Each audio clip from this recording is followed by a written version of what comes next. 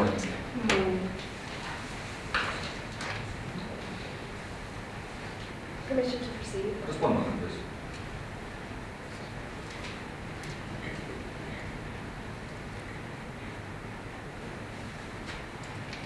You may proceed already.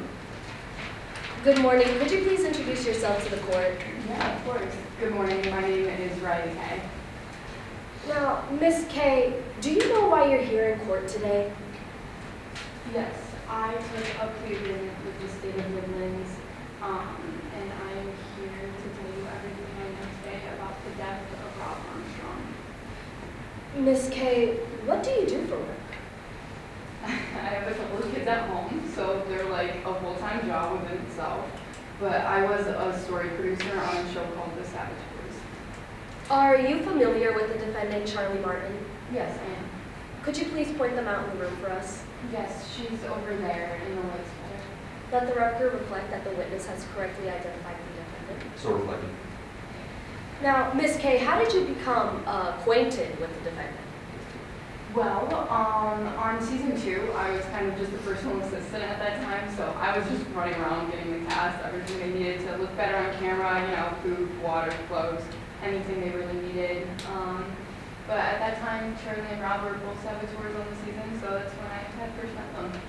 Could you explain the relationship between the defendant and Rob Armstrong? Yeah. During season 2, they were both saboteurs. And Objection, Your Honor, as a lack of foundation. May I be heard? You may. I believe that we've established that the witness knew Charlie Martin and interacted with Charlie Martin, but I don't believe there's been enough foundation laid that the witness knew about interactions between the two or even knew Rob Armstrong, for the witness to testify about intimate details of their relationship.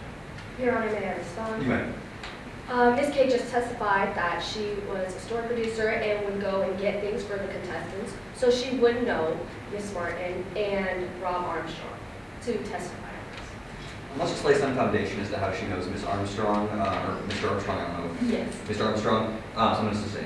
Move to strike that response. Yes. Now, Ms. Kay, how are you familiar with Mr. Armstrong? so, again, on season 2, when I was the story producer, I was running around the set, and Rob Armstrong was another contestant that I would, again, get stuff for, and I became very acquainted with both of them. Now, could you please explain the relationship between Charlie Martin and Rob Armstrong? They were both saboteurs on the season, and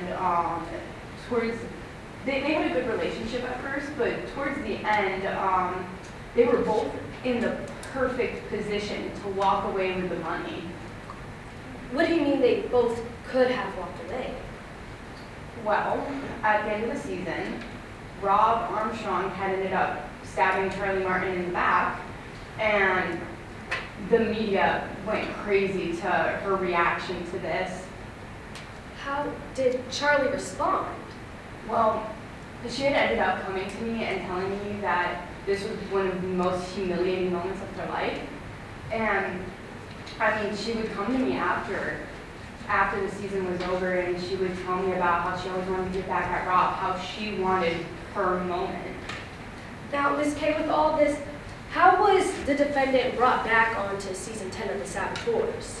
Yeah, so by season 10, I was the story producer, so one of my main roles was to craft the storyline of the season. And myself, along with some of the other producers, we thought that it would be a good storyline to bring back Rob and Charlie to go from longtime rivals to unexpected allies. Thank you, Ms. Kay. Now, I want to focus on The Saboteurs. What exactly do they do on the show? It's actually a really fun position. So they get to choose from 3 sabotages that are producer-led, and they would tell me which sabotage they want to do, and then a member of production would carry it out. But since this was an all-star season, we decided to add something new, and so we were doing informal sabotages this season, which would still have to be approved by the producers. But sometimes I would have to say no because some contestants were going way too far. Ms. Kay, what do you mean some contestants would go too far? Well, there was this one time that Charlie had come to me and asked asked me about putting rat poison in Rob Armstrong's food, and I had to say absolutely not, because I could never tolerate risking somebody's life like that. Thank you. Now, I want to move on to the day of the final challenge. Could you tell me what the challenge entailed that day? Yeah, so the final challenge would be an obstacle course. They'd run through it, they'd get to the diving portion, and then grab their mask, all their scuba gear, dive into the water, and tie a couple of weighted anchors, run back up to the beach, and solve the puzzle. Ms. K, was there sabotaging allowed during this challenge? Yes, there was. What challenge did Ms. Martin want to implement? The sabotage that she wanted to implement was the weights into Rob's backpack. To your knowledge, is this the only sabotage they wanted to implement? To my knowledge, yes. Ms. K, I want to read you something off of Ms. Martin's interrogation with the police, which is pursuant to pretrial motion C. We can read it onto the record at any time without any foundation laid. Is that the defense's understanding of pretrial motion C? Yes, but there is a little bit more to that ruling. That ruling also states that while foundation objections are not allowed, the content within the interrogations are still objectionable on other grounds. Understood. With that, you may proceed. Permission to approach opposing counsel. Yeah. Let the record reflect that I am approaching the witness with Ms. Martin's interrogation. Would you like a courtesy copy, Your Honor? Yes, please. We will be reading off of lines 192.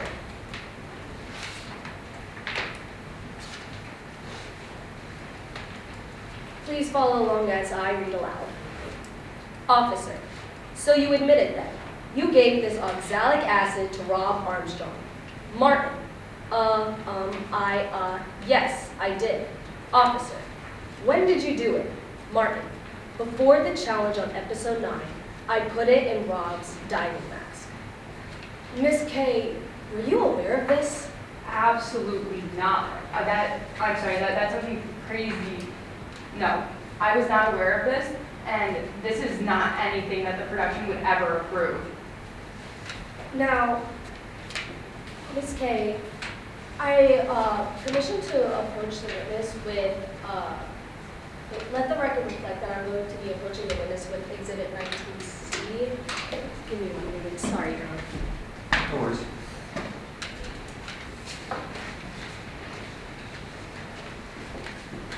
Permission to approach opposing counsel. Yes. Rolling.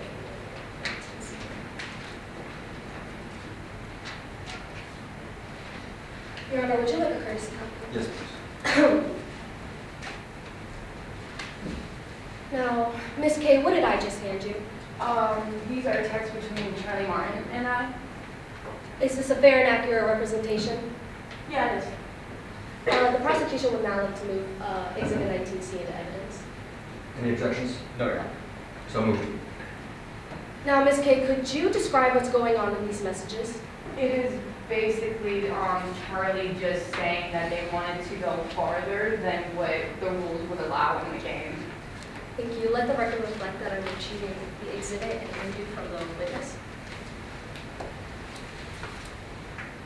Now, Ms. K, can you tell us what Charlie's chances of winning were looking like before the final challenge? Yeah, honestly, it seemed like Rob was in a strong spot at this point.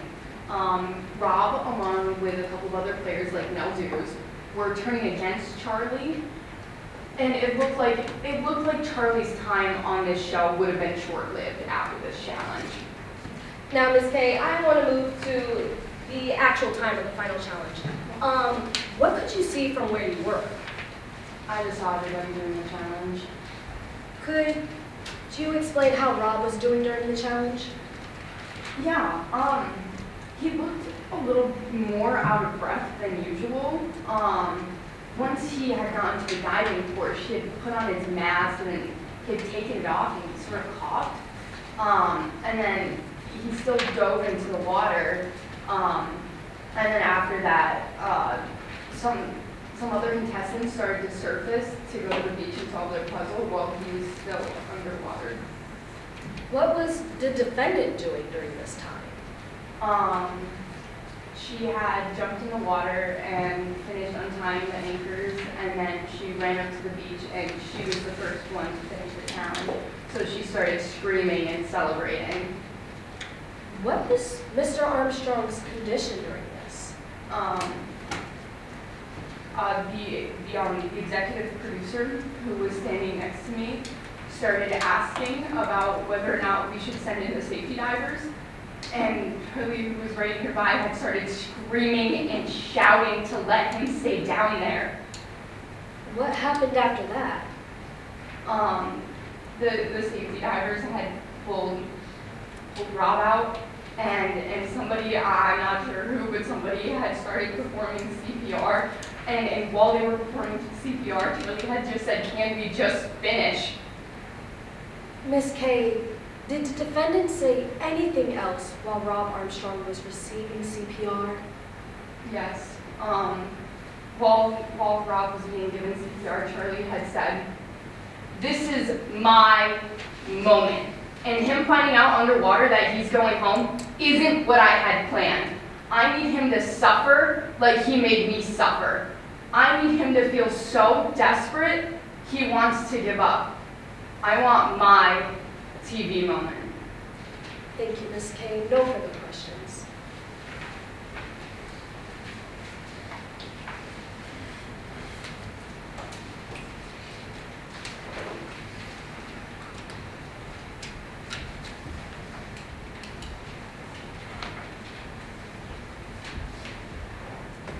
Do we have a cross-examination? Yes, Your Honor. You may proceed when ready.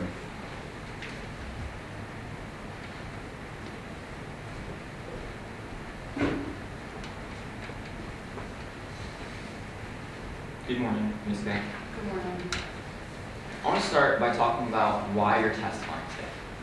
You were subpoenaed by the state to be here, I was called by the state, yes.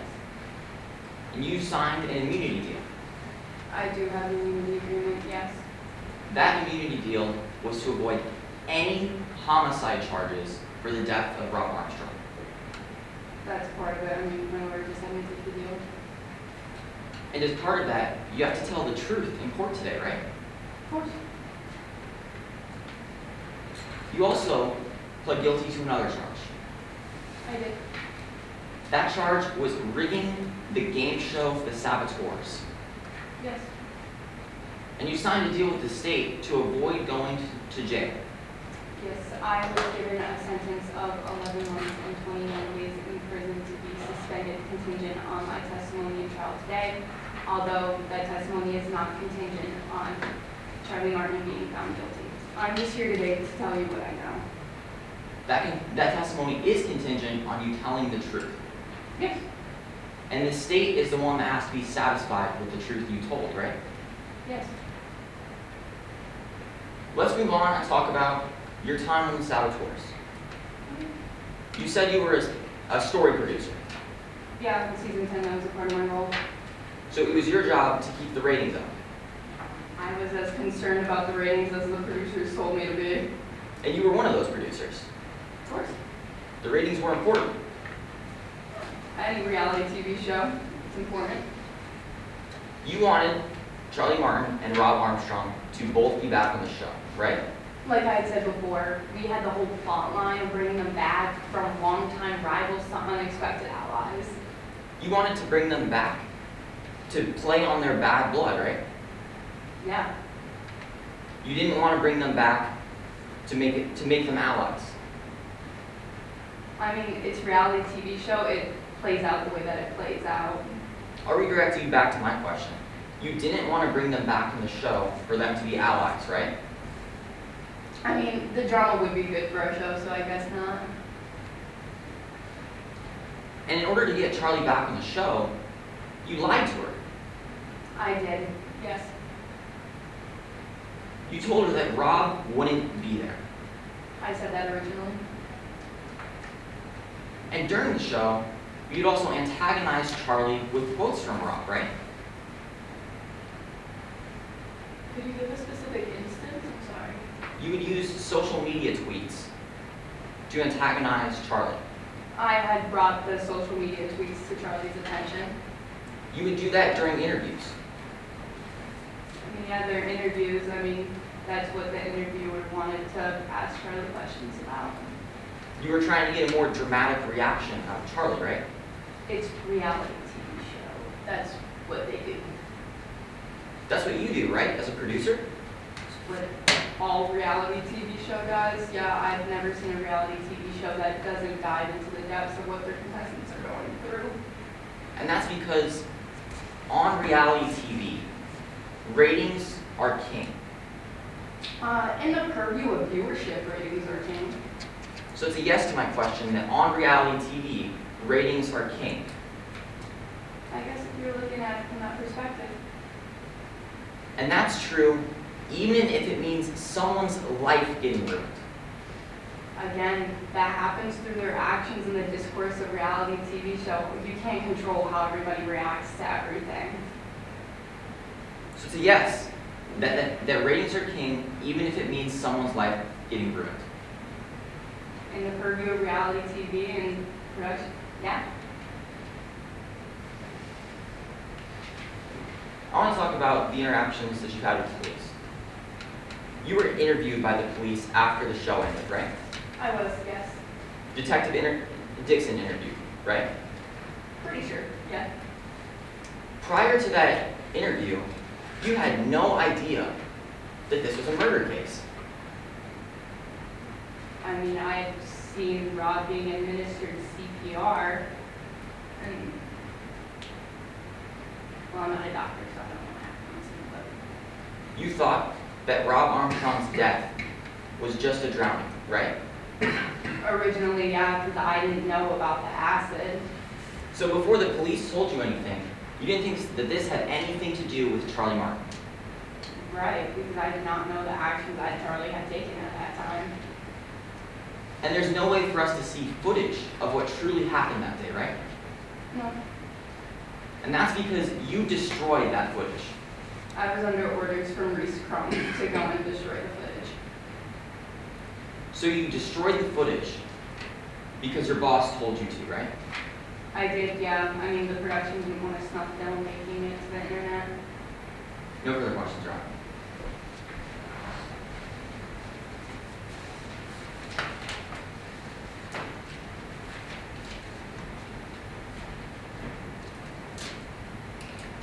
Do we have any redirect examination? A brief one, Your Honor.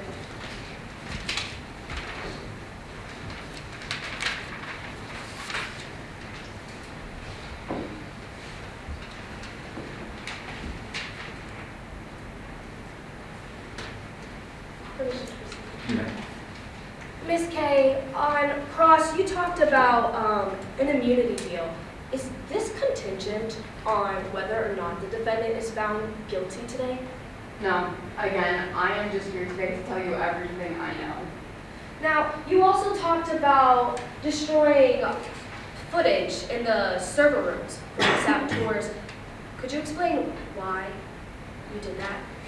Yes, Reese Crumb was the producer that had told me to go over and destroy all the footage, and I did it because I was under orders for them. And you know, Charlie has 2 kids, or I'm sorry, Rob has 2 kids, and I have a daughter myself, and I couldn't bear the thought of his kids seeing him die on live television. I mean, that's horrible, especially after just witnessing it myself.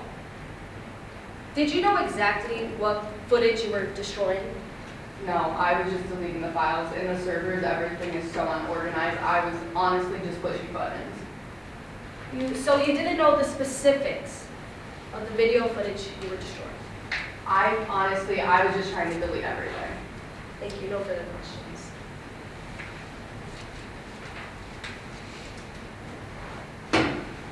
Do we have any recross examination? Briefly, Your Honor.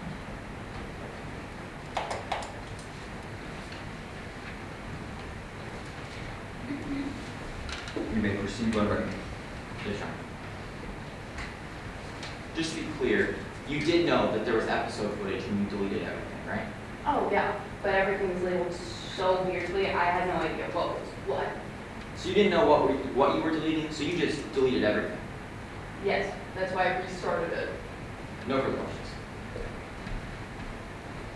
Any redirect based off of that? No, Your Honor, I just asked if I missed the step. She missed it then. Thank you. Thank you.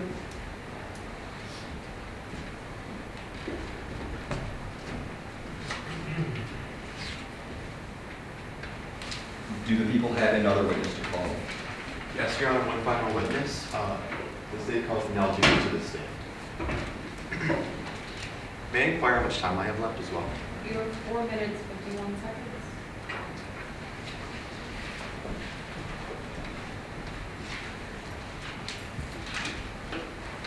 May I proceed? You may. Good morning. Please say your name for the record. Good morning. My name is Mel Dews. Ms. Dews, what is it you do for a living? Well, I'm a reality TV show star. Well, have you been in any reality TV show yourself? Yes. Most recently, I've been on Saboteurs. I was on season 10 recently, and that one was a competitive season. You mentioned season 10 was competitive. Why was that? Well, it was an all-star season, meaning everyone who was a competitor on the show had been a competitor before, meaning the level of skill was a lot higher. And no one wanted to lose, especially not Charlie. Wait a minute. You mentioned this Charlie. Who is that? They were a co-contestant on the show. You probably recognize them from that whole feud too. You also mentioned a feud. What was that about? So on season 2, Rob and Charlie had this whole feud. For Rob, he played smart and hard, and he moved on. For Charlie, he followed him everywhere. Now I'd like to move on and talk about season 10 itself. How did that start? Well, there was this dinner on opening night. People were chit-chatting, people knew each other from before. But, some people were saying some weird stuff. What do you mean? Well, throughout the dinner, Charlie kept staring and glancing at Rob. And then at one point, he stood up, slammed her hands on the table, and said, "This time, I'm going to murder you." Objection, Your Honor, under Rule 403, may I ask one? You may. We believe that this statement is being taken out of context. May I follow? You may. I believe that either during this examination or during cross-examination, the witness will testify that the saboteurs commonly use language like kill and murder to, as a more theatrical stand-in for elimination from the show. I believe the statement, as it's being offered now, fails to take into account that context and therefore is more prejudicial. You're arguing prejudicial, not misleading. I just want to make sure we're on the same page. No, I'm sorry, you're right. I'm misleading here. Okay. May I respond? You may. Your Honor, this is a murder trial in which the defendant is being accused of murdering Rob Armstrong. The defendant stating that they're going to murder the murder victim is extremely probative in this case. And as to the statement that murder was the term used on the show, the witnesses laid no foundation to that, so I don't believe that they're able to go into that. May I respond here? You may.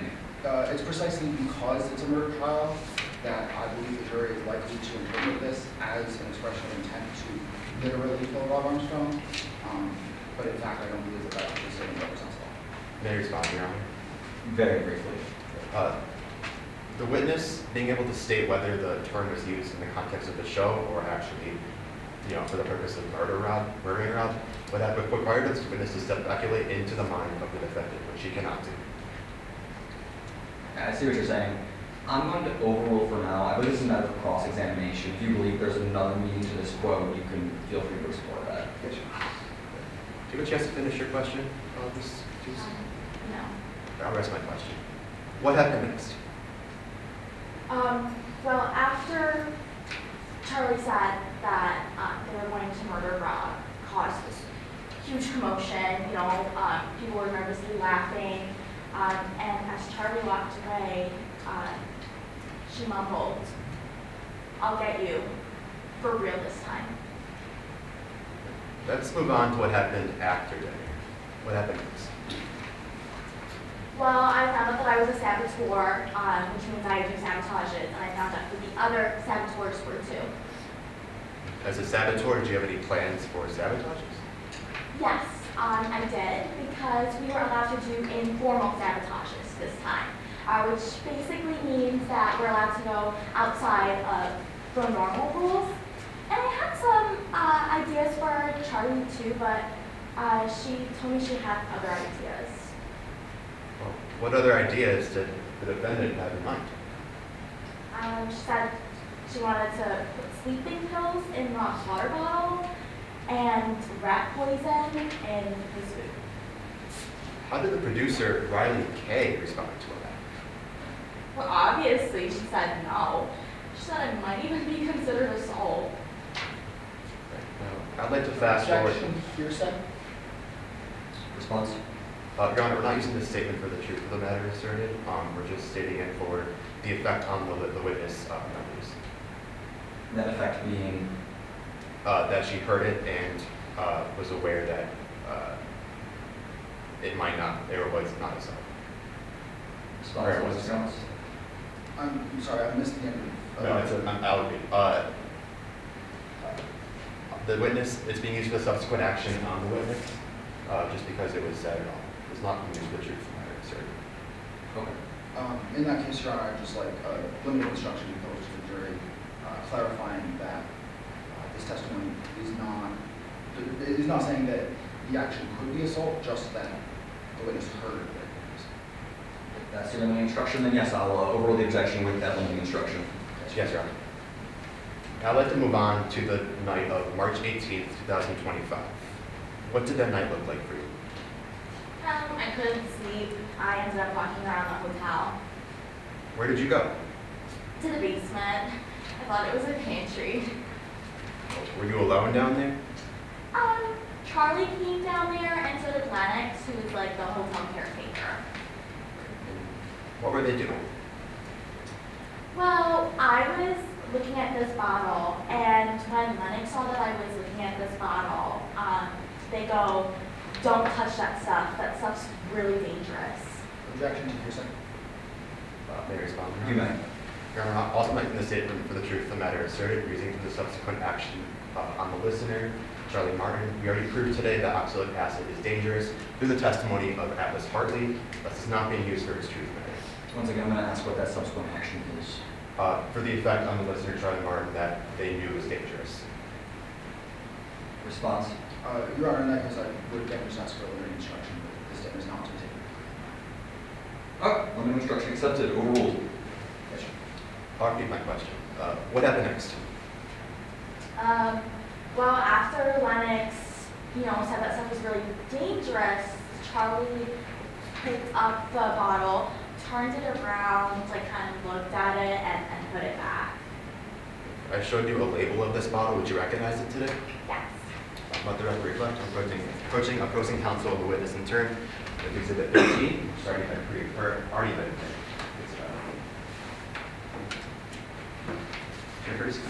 know, thank you. Do you recognize what I just handed to you? Yes, this is the label of the bottle that I picked up. Is it fair and accurate? Yes. Now, Ms. Dews, can you read what that warning label says? It says corrosive and toxic. Thank you. Any further questions? Let the record reflect what you're reading, Exhibit.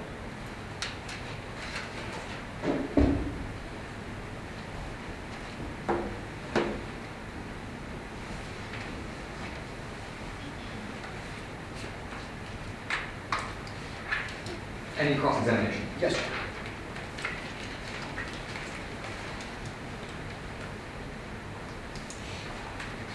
Good morning.